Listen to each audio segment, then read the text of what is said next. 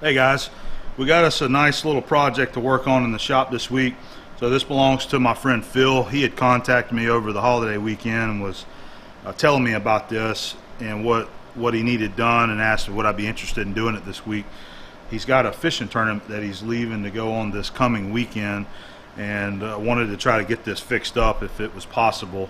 So I thought it would be a good project for the channel. So I told him to go ahead and bring it to me. So he dropped it off with me today. So what it is a gaff. Here's the hook, and this is the pole or the handle. Here's the other end right here that you grab onto. And so I guess what has happened, he says this originally had some kind of plastic bushing in this end that held all this together. I'm not sure how it held the hook of it on there. I don't really know, but his idea was just to make just some kind of bushing, and bolt it all together. So that's kind of what we're going to do. This eye on here, the way he was explaining to me, is that the way that works is that you hook a rope to this eyelet, and whenever you gaff the fish, you hook it, you grab the rope and you pull the rope. That's how you pull the fish up into the boat. I believe what he's talking about is probably like large game fish. Didn't ask him what type. If I had to guess, it's going to be something like marlin or sailfish, anything like that. Big game fish. I'm gonna ask him if he can maybe even get some video to share with us on the channel right here. So I'll talk to him about that later. So I think what we're going to do is, it was probably originally had a rivet right here. This end is flared a little bit, and there's a big dent in it right here. I think what I'd like to do is just chuck it in the lathe and just part it off right about here, so that we've got some nice clean metal to work with. It's got an 1 1/4 inch bore, 1 3/8 OD. This is a 5/8 diameter right here, the rod that they use for the hook. And we'll make it kind of long to where it'll go down inside this tube about 3 inches, and it'll come up here. We're going to have to mill it and slot it on the top end here to make room for this eye, so that you can access the eye right there. And we'll probably bolt it in here with some stainless steel bolts, and to hold the hook rod in there, we may use some stainless steel set screws up against this. I haven't decided yet. So that's what we're going to work on. We're going to go ahead and get started on it. We got some 1.5 inch aluminum bar stock right here that we'll use for our bushing. Won't fit in the Monarch, but I think it will fit here. The foam pad down there is too big to fit through the spindle bore. We'll just use our Victor and the new 3-jaw chuck. And we won't get crazy with our speed, so it don't whip around. We put it in low gear just to kind of see what it's going to look like here. Yeah. That's running pretty dang straight down there. Look at that. Not too bad at all. I think we can do 180. Oh yeah. Let me find a tool. We'll get that thing parted off. I'm going to use a high-speed steel parting blade on that. Got a pretty sharp edge on it. That works good for aluminum and things like that. Some softer metals. I think I'll line up right on that. What looked like it might have been tape. I think we're going to do it right there.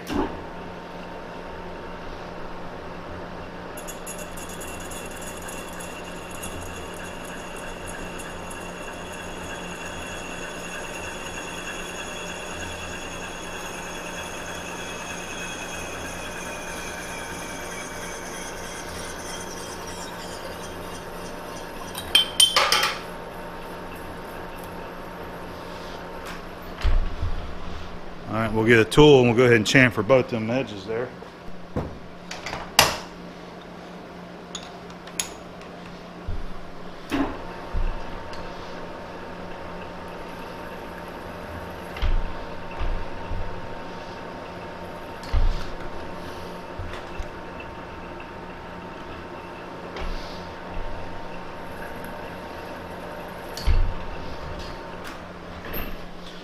Okay. That'll work.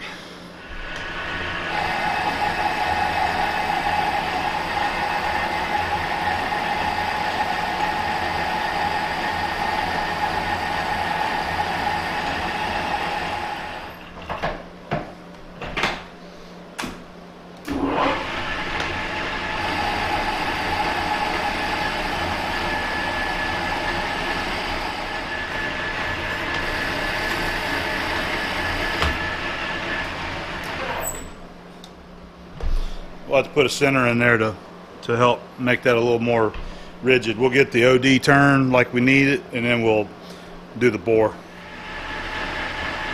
Trying to see if I can get a better finish with my own tool than that insert, and it looks like it's doing much better. I'm just cleaning it up on the OD. That's going to be I'm going to leave that 1 7/16, make it a little bit bigger than the OD of that tube.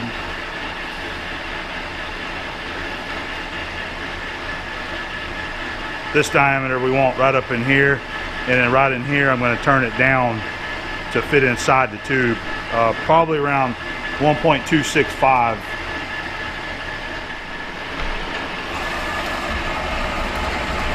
Come on, baby.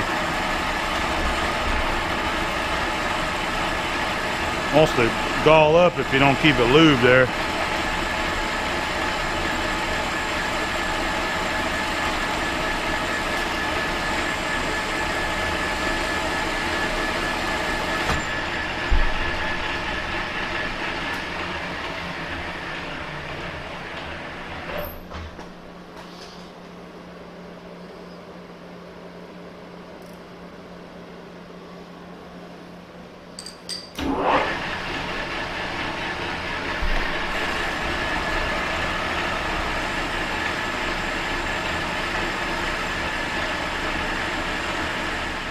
Just getting her dialed in where I want it. This will be a finished cut here.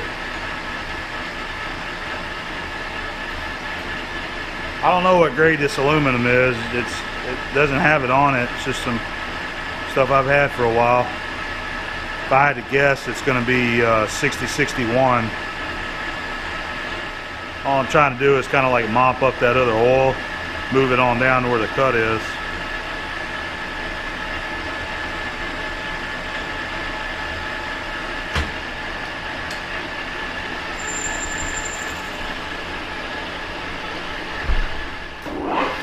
Give it a little lead. That's one we're going to bump in here.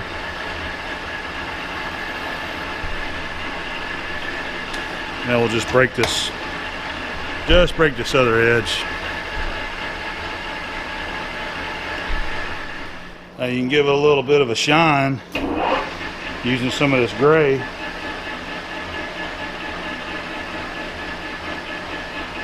This really don't need it because it's going up in there, but make that area look a little pretty right there.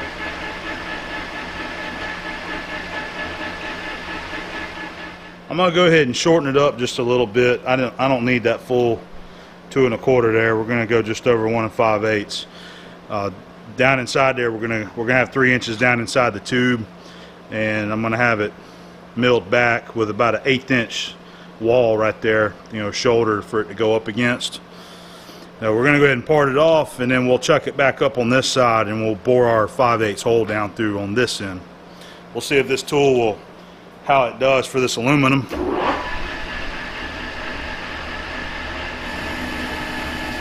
It's been used on that stainless, so it's got a little bit of a dull edge on it. Just try to keep it lubed so that the chips don't try to weld to the tool bit.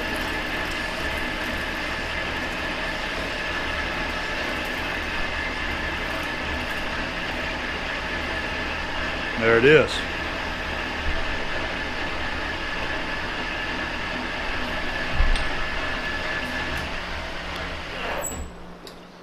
I just want to see what kind of run out we're getting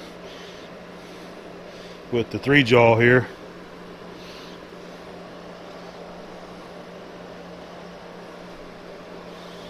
About 2.5 thousandths on that.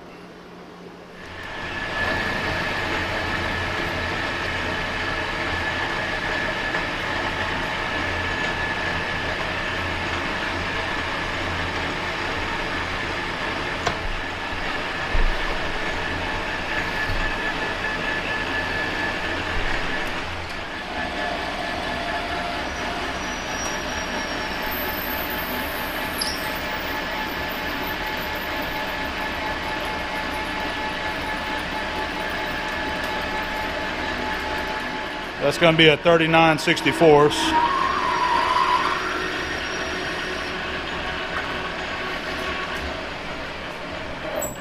And that should give us room to ream it. So let's see. Yep. That'll give us about 14 thousandths to ream out of there.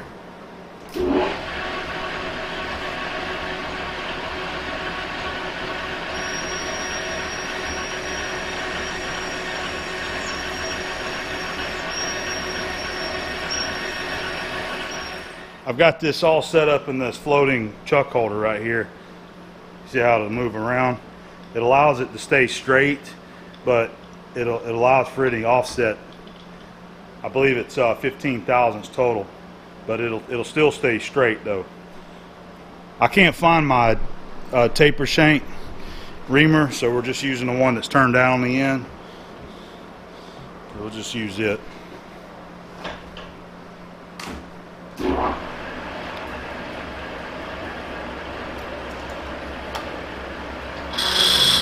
Come on, baby. Got to help it get started. It tries to shake on that entry because it's hanging down there. But what that floating chuck holder allows it to do is any offset of the hole that you drilled through there, it takes up for that. Starting to get a little tight in there, so I'm bringing it back out.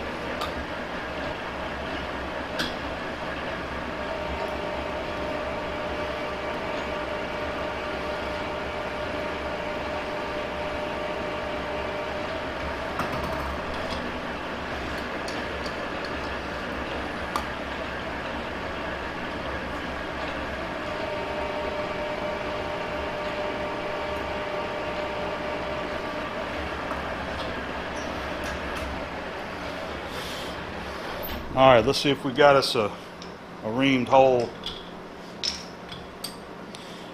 I didn't really have to do that, but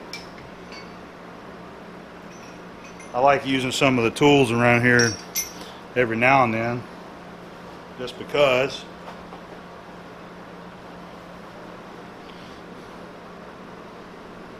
It looks like we're going to have us a nice fit on that rod there. So you see where I was talking about we're going to have to mill a slot and then mill some of it down on one side so that it'll fit all the way down, all the way up in there like it's supposed to. That's actually a good fit on that 5/8. That's what I wanted. Going to make fine use of our DRO on this job. We'll go ahead and find the center. So somebody just asked me in a comment that they didn't understand this edge finder. So we're going to explain it again real quick. You see how it just kicked off? It kicked that way. So what that's telling me is that I am on the edge of that jaw right there. Okay? That's on the edge. If there's a spring in the center, and when you get right on the edge of that, perfectly on the edge, it kicks off. And you see now it's wiggling there. So we're on the edge, and what you have to do is you have to take half of that diameter. These edge finders are 200 thousandths in diameter on that end, this style right here anyway. So you have to subtract 100 thousandths, or you have to add 100 thousandths whenever you're trying to find center. In this case, I'm going to use the DRO. I'm going to use the half command, so I just zeroed it out. We're going to come over and find the edge of this side. And you push it with your finger so that it is wiggling, and you just watch it, and you very, very easily come up. Try not to go too far, and you just very lightly move the hand wheel. There, it just kicked off. So we're on the edge, and I'm going to half it up here on the DRO.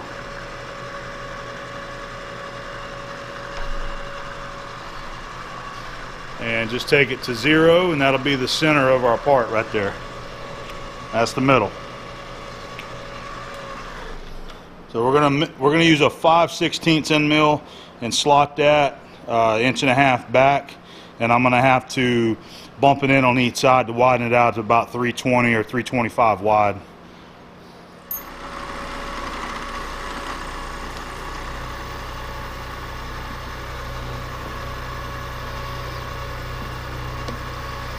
Just hand feeding it right here, full depth. I zeroed on the end. I'm watching the readout up here.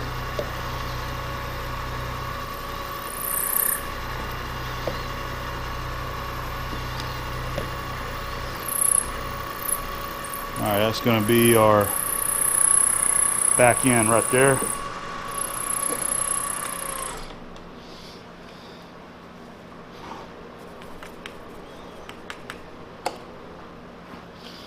Alright, let me remeasure this. I think it was 320, this eye on the width of it. Yeah, it's 320. Let's give it a few thou clearance. So we need about, what, 15?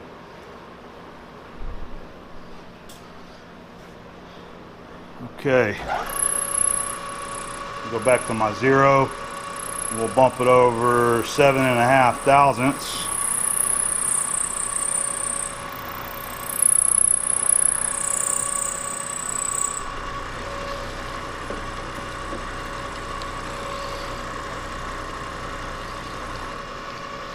And go the other way 7.5.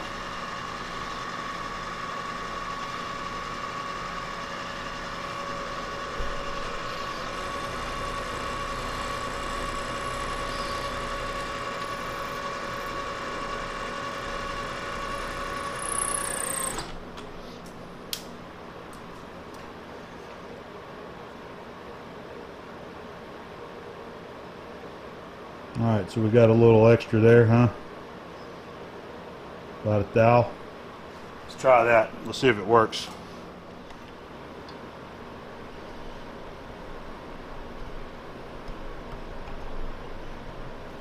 Nice fit. Alright, it's clearing. I'm just going to have to bump it in there. It's starting to get a little tight on me. So, I'm looking at it right there, and I'll get an idea about how much we can mill down. Looks like we're gonna need about 1/8 of an inch. Yeah, alright, so we'll just take 1/8 of an inch off the top of that right there. I'm gonna use my little Mitsatoya scale up here.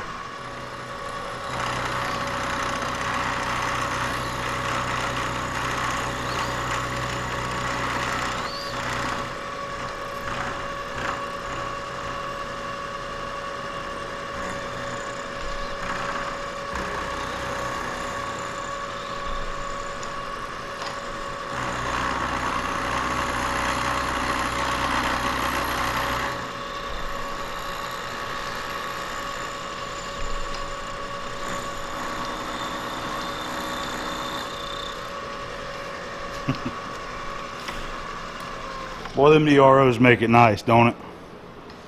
Okay, I think we're good right there. Let me do a little deburring and we'll check that out. I see what it's doing now. I didn't even think about it. There's a little radius on each side down here at the very bottom, and that's what it's hitting. That's why it won't go back in there. So I'm gonna have to widen that out, whatever that width is right there. We'll just make the slot that wide. There ain't any getting too fancy with it. So that's 386. It's basically 3/8. So I need to go in there and widen it out a little bit more so it'll slide all the way back.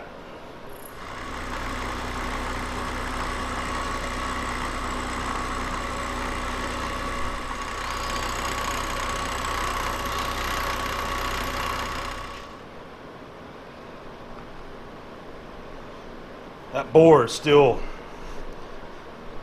tight in there. There might be a burr back there I need to deburr, get with the deburr knife, but it's got clearance now. You can see I can rock it just a little bit. I took it out an extra 10 thousandths. So it should go in there. I might just have to bump it in there, but once I do, it's probably going to be in there, so I don't want to do that yet. Okay, I talked to Phil, and I'm figuring out what really has to be done here, because I had showed him a picture of where I was at so far and told him I was thinking about bolting it in, and I didn't realize that how these harpoons actually work. It's kind of like how it is a harpoon, even though it's a gaff. This is supposed to slide in and out freely. All right, so it's still a little bit snug, I'm gonna have to go in there, and I ran the reamer in there again, but I think I'm gonna have to take the boring bar and actually skin that out a little bit, because this is supposed to slide in and out freely. It's not supposed to be tight, and we can bump this in this tube. I think it'll bump in there nice, and we're going to use a couple of these aluminum rivets. We'll pop rivet this into the handle here, and the way this actually works is there's a rope. Whenever this is installed here, there's a rope that's tied here, and it's hooked to the other end of the handle. It's hooked in there somehow, maybe around the bottom right there. So whenever they go to gaff the fish, they pull the handle out of the way, I believe, and then just use the rope. This comes out, and then they use the rope to pull the hook and the fish up. All right, so I was under the impression that this needed to be fixed in there. I was just I was misunderstood on that. So I'm glad I didn't go any further with it. So I'm going to put this back in that 3-jaw. I'm going to have to go in there with a bar and just try to take a few thou out of this hole so that we'll get a nice slip fit on that hook right there.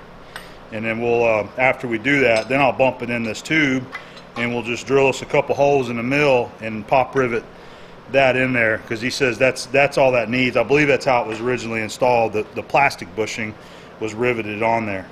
So I'm going to go ahead and get back on it and get that hole bored out. I think we got a good solid setup there.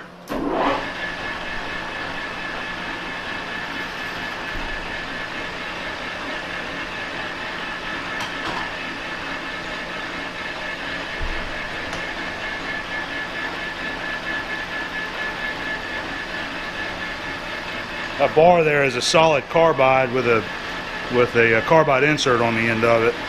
I've got the depth set by how far the bar is sticking out.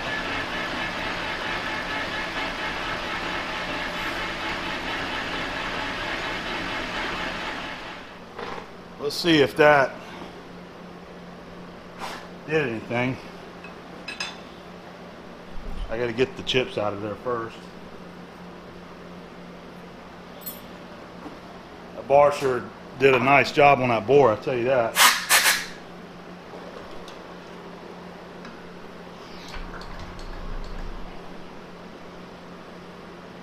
There we go. Okay. I think that's what he needs right there.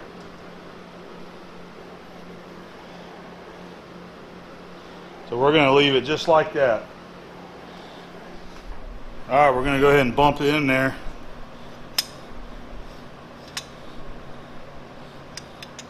I think it's worked out pretty good.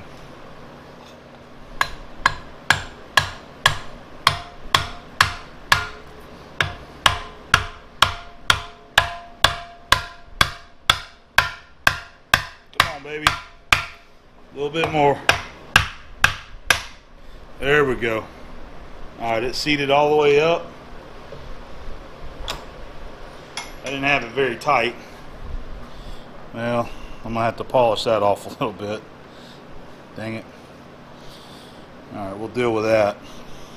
Well, let's go ahead and we'll put it back in here and drill our holes for our rivets.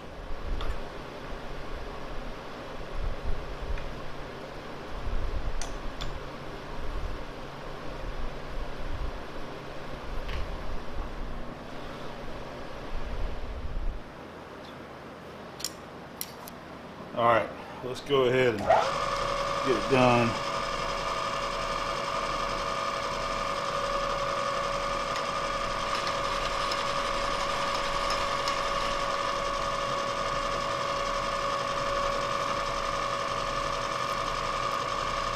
That was 3 inches long, so I'm doing 1/2 inch from each end there. Using the little Mitsutoi scale up here, I just touched it and zeroed it out.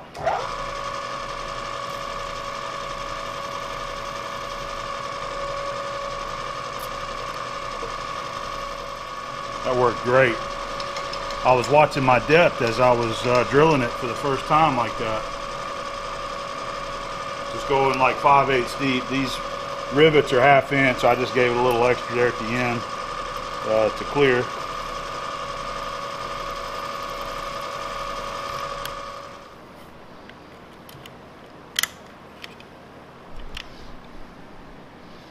Okay, I guess it got it. There ain't really much with that solid hole there for it to go to.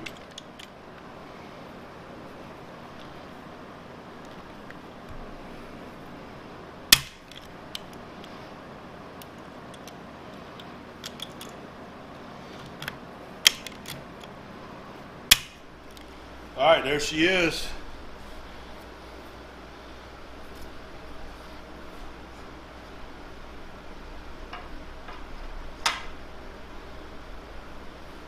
I think that's going to give him what he wants.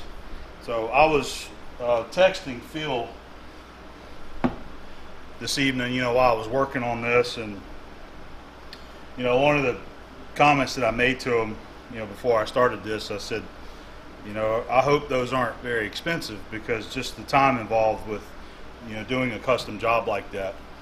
And, Phil never complains about the time or the cost involved to do something like that. But you know how I talk about around here, I have a lot of tools and machines that were my dad's and my granddad's.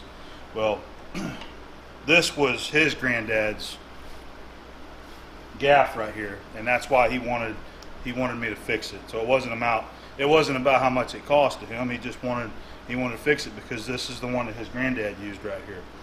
So I was happy that I could get this thing fixed up, and now he can go and use it. So hopefully Phil's going to have good luck on his tournament coming up this following week, and I'm going to see if maybe he can get a little video clip if he catches a big game fish and uses this. So if so, I'll see if I can add it to the S&S mix. All right, so that's it. We'll see you on the next project.